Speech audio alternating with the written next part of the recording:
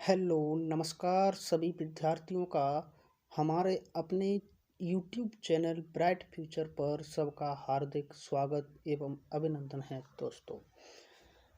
विज्ञान की इस पाठशाला में हम कक्षा 10 के आज दूसरे टॉपिक को डिस्कस करेंगे, जिसका नाम है अम्ल क्षार एवं लवण।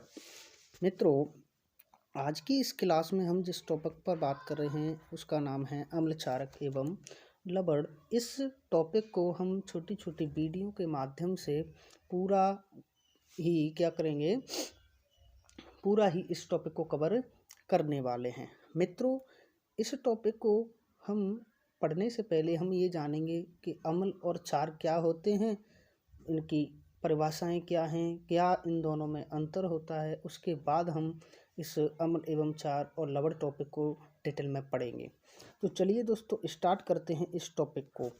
और इसमें सबसे पहले हम बात करेंगे अम्ल और क्षार में अंतर की।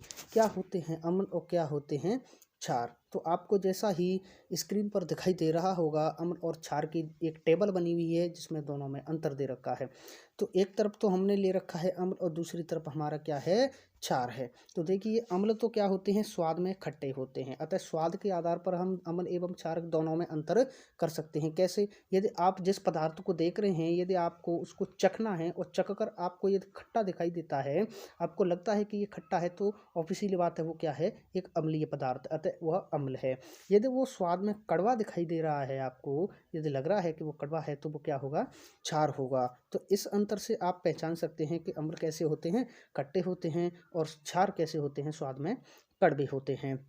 दूसरी बात ये होती है इनमें अंतर की, कि यदि अपन किसी पदार्थ को हम डालते हैं किसके अंदर, जल के अंदर, अतः जलीय विलयन में वो जब डालते हैं तो उसमें से H+ आयन निकलते हैं या फिर OH ऋण आयन निकलते हैं। यदि उस पदार्थ में से H+ आयन निकलता है तो वह क्या हो जाएगा, अम्ल हो जाएगा। यदि OH ऋण आयन निकलता है तो वो क्या हो जाएगा, क्षार हो जाएगा। इस सिद्धांत को अपन आर्हेनियस के सिद्धांत के अनुसार भी जानते हैं कि यदि किसी जलीय विलयन में पदार्थ को डालते हैं, H+ देने वाले अम्ल कहलाएंगे और OH ऋण आयन देने वाले क्या कहलाएंगे, ऑब्वियसली बात है, क्षार कहलाएंगे। तो ये होता है आर्हेनियस का सिद्धांत के अनुसार दोनों में अंतर।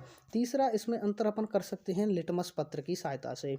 एक लिटमस आता है, प्रयोगशाला में आपको मिलेगा, और उस लिटमस पत्र को, वो जो आपको पदार्थ मिला है उसका एक विलयन मिलेगा, उस पदार्थ के विलयन में आप लिटमस पत्र को डालेंगे और उससे अपन पता लगाएंगे कि वह पदार्थ क्षार है या अम्ल है। तो कैसे? जब नीला लिटमस पत्र आप लेंगे और उस नीले लिटमस पत्र को यदि पदार्थ में डाल रहे हैं, यदि वह नीला लिटमस पत्र लाल हो जाता है तो वो क्या कहलाएगा, अम्ल है।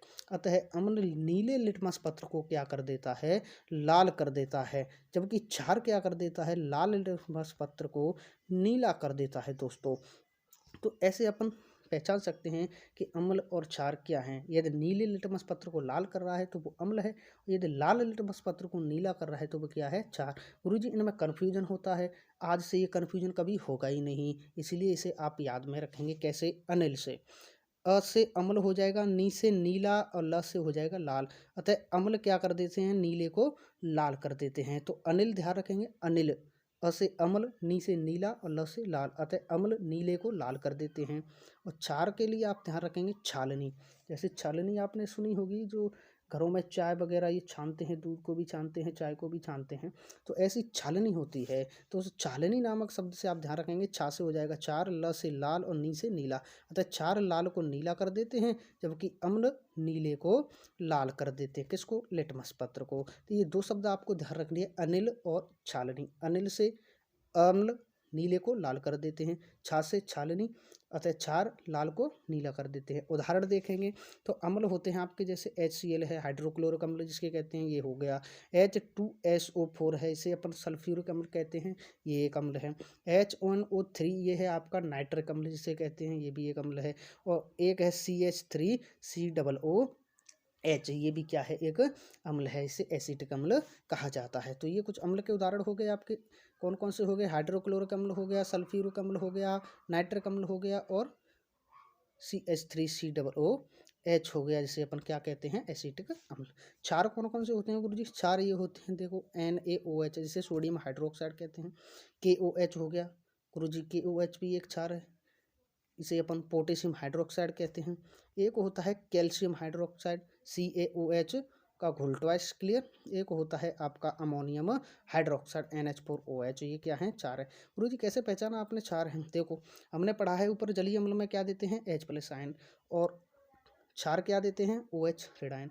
अतः OH ऋणायन वही तो देंगे जिनके पास OH होगा, H+ आयन वही तो देगा जिसके पास H होगा। तो आप देखना जिसमें भी H आपको दिख रहा है वो क्या है? आपके अम्ल हैं। और जिसमें OH दिखेगा, जैसे सोडियम हाइड्रोक्साइड में OH है KOH, potassium hydroxide, calcium hydroxide में CaOH2, और NH4OH इसमें भी OH है। तो ये क्या है? चार है। तो इससे आप ध्यान रख सकते हैं कि अम्ल और क्षार। तो इस वीडियो के माध्यम से हमने ये जाना कि अम्ल और क्षार में क्या अंतर होता है। इसके बाद आगे की जो भी इनसे संबंधित अभिक्रियाएं हैं, क्या होते हैं अम्ल और क्षारकों की आपस की अभिक्रियाएं, कैसे लवण बनते हैं, लवण क्या होते हैं, लवण प्रवाह क्या है, कैसे हम पहचानते हैं अम्ल क्षारकों को, अर्थात सूचक क्या होते हैं, उनके बारे में अपन आगे डिस्कस करेंगे। तो आज के लिए इतना काफ़ी है। मिलते हैं अगली क्लास में एक नए तथ्य के साथ में। धन्यवाद दोस्तों।